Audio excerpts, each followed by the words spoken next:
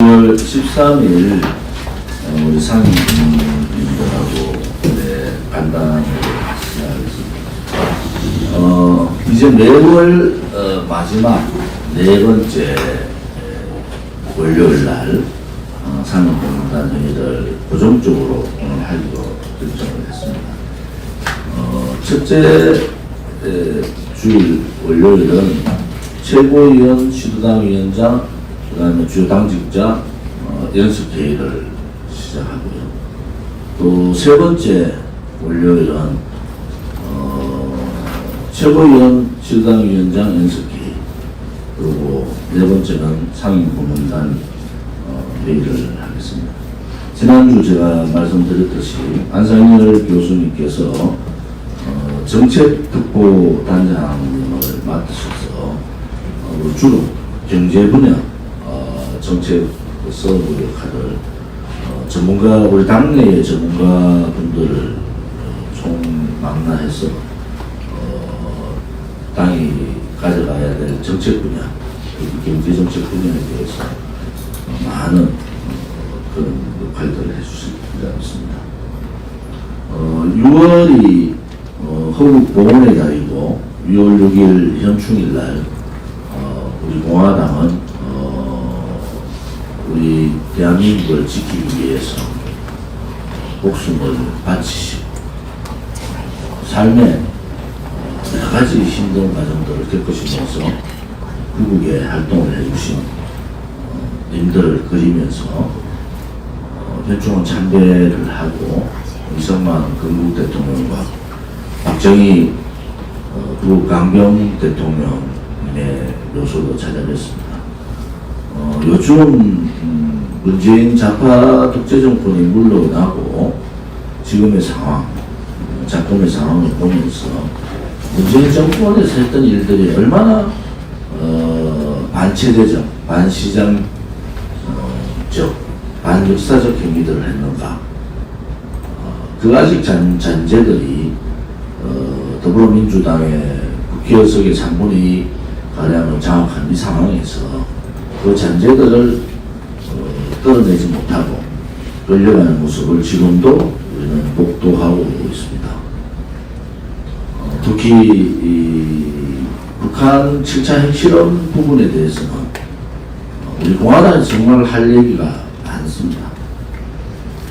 김대중 대통령 때 국민들을 향해서 북한은 절대로 핵개발하지 않는다고 공언하시고 모든 것을 김대중 대통령께서 책임지시겠다고 얘기하시고는 돌아가셨어요. 노무현 대통령, 노무현 정부 때도 마찬가지지 않습니까? 북한의 대변인 역할을 한다고 공공연히 북한하고 김정일을 만난 자리에서 얘기했고, 그 기간 동안에 북한은 완전히 핵을 보유하는 그런 사태가 벌어졌지 않습니까? 문재인 정권 들어와서 평화쇼를 얘기하면서 6차 핵실험을 감행했고, 또 핵을 장거리 이동할 수 있는 SLBM, ICBM 완성 단계를 이루고 경량화, 고성능화를 만들어주는 시간을 벌어준 거 아니겠습니까? 결국은 좌파 정권이 무슨 짓을 한 겁니까? 대한민국 국민들의 가장 고통스러운, 박근혜 대통령이 얘기했던 핵을 머리에 이고는 살아갈 수가 없다. 이게 속국의 역할, 대한민국 국민이 왜 좌파 정권에 의해서 핵을 개발하고 핵을 공부해야 또 핵을 고성능화하는 그런 시간을 벌어줌으로 해가지고 북한은 이미 이제 핵 보유국으로 돼버린 거 아니겠습니까? 이제 국민들께서 이 핵의 공포에서 우리가 어떻게 이겨나갈 수 있는가. 핵을 가진 나라와 핵을 가지지 않는 나라, 재래식 무기가 아무리 그 성능이 뛰어난다 하더라도 핵을 가지고 있는 나라한테는 당할 수가 없습니다. 우리 공화당은 이 시점에서 우리가 해야 될 일이 뭔가를 명확하게 지켜야 됩니다. 핵을 수십 기를 혹자들은 100기까지도 보유하고 있는 그러한 북한은 어떻게 전쟁 없이 갈 수 있는가 하는 고민도 해야 됩니다. 만약에 핵폐기를 하지 않고 지속적으로 핵개발과 핵의 고도화를 이뤄가면은 방법은 하나밖에 없습니다. 핵의 속국으로 살든지, 그렇지 않으면은 핵을 가지고 전 세계를 공포로 몰고 있는 김정은 정권을 몰락시키든지, 두 가지 말고는 없지 않습니까? 이러한 지경을 만든 좌파들은 이제는 정말 자기 반성을 해야 되는 겁니다. 양산사저에서 집회하시는 분들이 문재인 좌파 독재 정권의 이 반역사적, 반체제적, 반시장 경제적 행위에 대해서 규탄을 하고 있습니다. 또한 백신 부작용에 의해서 고통받고 또 삶을 놓아버린 그러한 억울한 상황들을 지금 양산사저 앞에서 얘기를 하고 있는 겁니다. 각 언론사에서 제가 얘기하지 않은 내용을 저한테 확인도 없이 그렇게 보도를 하는 것은 대단히 악의적이다. 또 그 보도를 받아서 소위 보수 우파의 유튜브라는 사람들이 그것을 확인하지 않고 방송을 하는 것은 더 나쁜 사람들이다. 그 부분에 대해서 다시 한 번 더 말씀드리겠습니다. 서울의 소리가 저한테 먼저 전화를 한 것입니다. 두 번째, 폐륜 정치, 그런 폐륜 집단이라든지 정치 깡패라든지 이런 얘기를 입에 담을 수가 있겠습니까? 제가 그런 터무니없는 얘기들을 보도했는 언론사 공개적으로 허위사실 유포로 고발 조치한다니까 대부분의 언론사가 정정기사를 냈습니다. 앞으로도 마찬가지입니다. 우리 공화당에 대한 문제라든지 저에 대한 뭐 좌파들이 공격을 하든지 그것을 보도화하려면은, 기사화하려면은 당사자 확인 절차를 밟는 것이 기자의 의무고, 또 보수우파 유튜브라고 자칭하는 사람들이 그런 얘기를 방송에 대고 할 때는 최소한도로 확인 절차는 밟아야 되는 겁니다. 지금 보수우파 몇 곳에서 정정을 하고 있지만은 빠른 정정을 해주기 바랍니다. 우리 공화당은 공당이고, 공당이 대표가 하지 않은 말을 그렇게 은혜식으로 정말 말도 안 되는 언론 보도를 가지고 그렇게 방송한 부분에 대해서는 사과와 함께 정정해 주기를 바랍니다. 6월달 저희들이 집회를 이제 개시를 합니다. 특히 김일성 괴뢰도당, 또 소련, 그리고 중국에 의한 남침, 이 적화 야욕에 눈먼 이 남침의 동족 상장의 전쟁을 우리 공화당은 매우 엄중한 지금의 안보 상황에서 중요시하고 있습니다. 6월 25일 날 그동안 집회를 자제했던 우리 공화당이 6월 25일 오후 1시에 프레스센터 앞에서, 조선일보 앞이죠, 앞에서 집회를 하겠습니다. 그리고 20일 날 세미나를, 안보 관련, 국방안보 관련 세미나를 20일 날 프레스센터에서 가질 예정입니다. 지금 7차 핵실험이 초읽기에 들어갔기 때문에 그 주제를 좀 더 판단해서 하도록 그렇게 하겠습니다. 제가 똑똑히 기억하는 것은 박근혜 대통령 정부 때 그 유승민 그 당시에 원내 대표가 했던 몇 가지의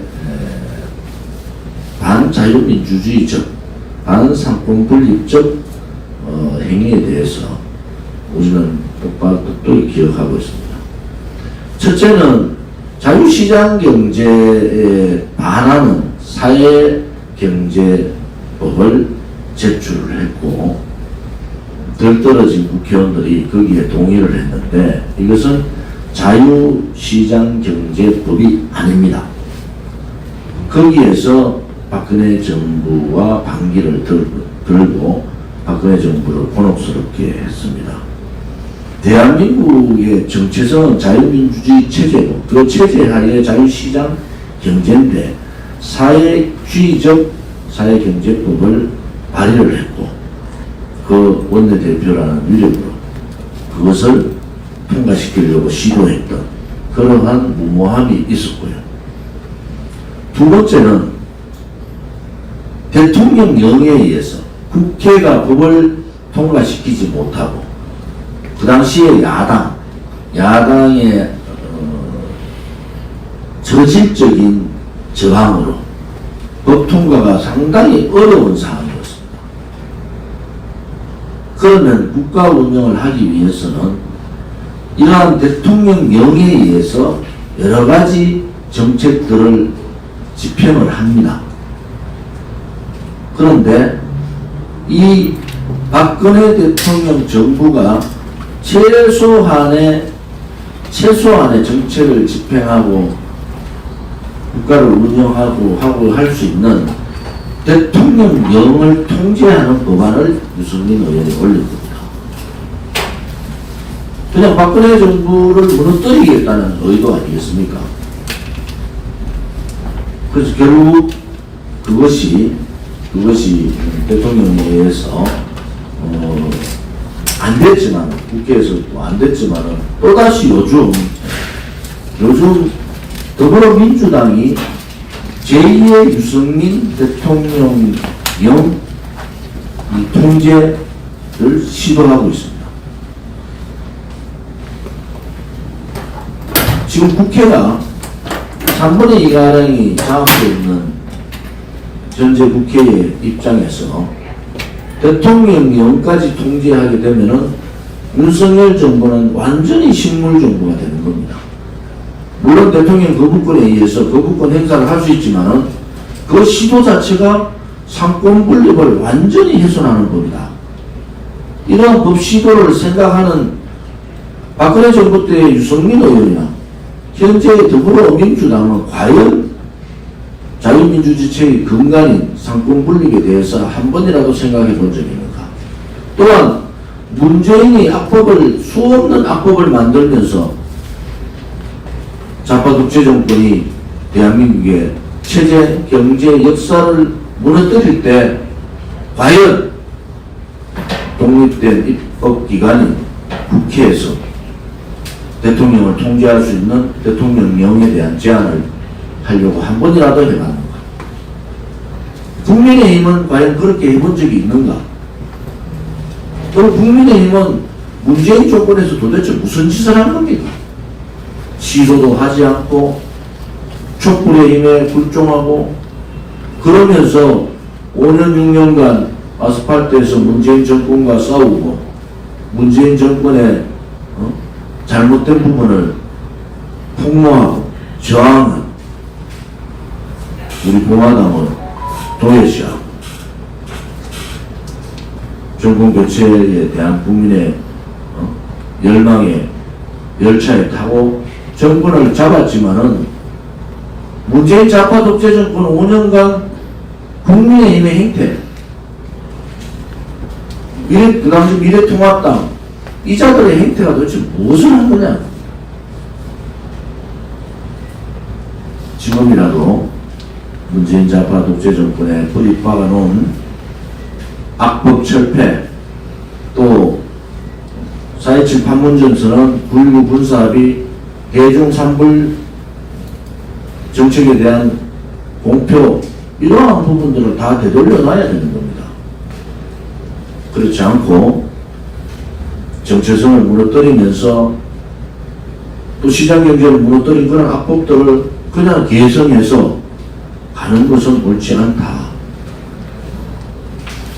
정권교체와 지방선거 압승을 국민들이 국민의힘한테 준 것은 그러한 시대적 과제를 하라고 준 겁니다. 그러한 시대적 과제를 하지 못하고 그냥 어물쩍 국민들을 기만한다든지 속이는 행위는 있을 수 없다. 이렇게 봅니다. 우리 공화당은 윤석열 정부가 오늘 제가 말씀드린 그러한 부분에 대해서 확고부동한 체제 수호와 시장경제 수호 역사를 지켜나간다고 하면 우리는 윤석열 정부에 대해서 박수를 칠 겁니다. 그렇지 않고 그동안 국민의힘이 걸어왔던 길, 그 윤석열 정부의 지금 한 달 지난 지금 시점에서의 행보를 보면서 많은 국민들이 우려하고 있습니다. 체제 수호에 어긋나든지 시장경제에 어긋나는 또 역사를 지키지 않고 반역사적 행위를 한다든지 이러한 부분에 대해서는 강력하게 윤석열 정부에 대해서도 저항할 생각입니다. 우리 공화당은 정통 보수 정당의 적자입니다. 우리가 정통 보수 정당으로서 변화는 하되 기본적인 근간은 흔들리지 않을 겁니다. 오늘 호국 보훈의 달, 특히 6월 13일 우리가 6월에 중간이 되는 이 시점에서 다시 한 번 더 대한민국이라는 국가에 대해서 또 국민에 대해서 고심하고 고민하는 그러한 시간이 되기를